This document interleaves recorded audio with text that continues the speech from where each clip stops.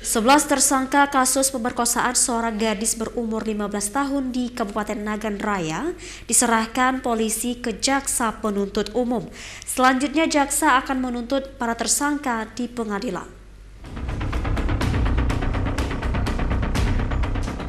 Sebanyak 11 tersangka kasus rudak paksa dan penyekapan seorang gadis berusia 15 tahun di Kabupaten Nagan Raya diserahkan polisi ke jaksa penuntut umum.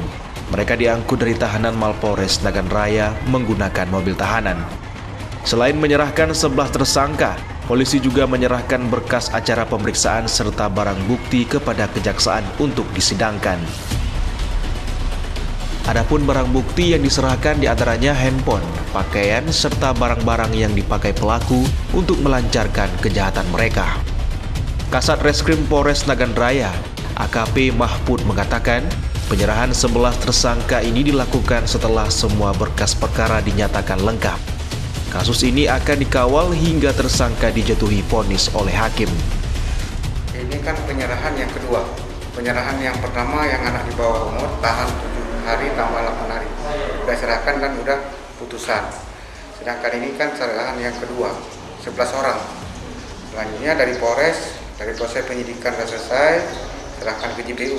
Cuma kami dari Polres melakukan pengawalan ke JPU. Selanjutnya dari JPU kita lakukan sama-sama JPU kita lakukan pengawalan ke LP.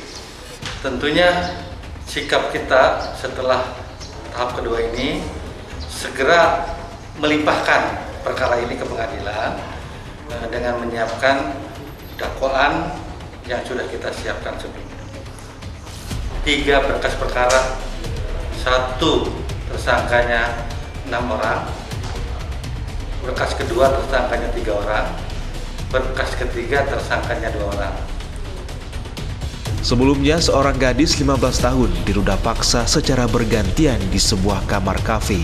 Korban disekap oleh para pelaku selama 2 hari. Kasus ini terungkap setelah orang tua korban melapor ke polisi.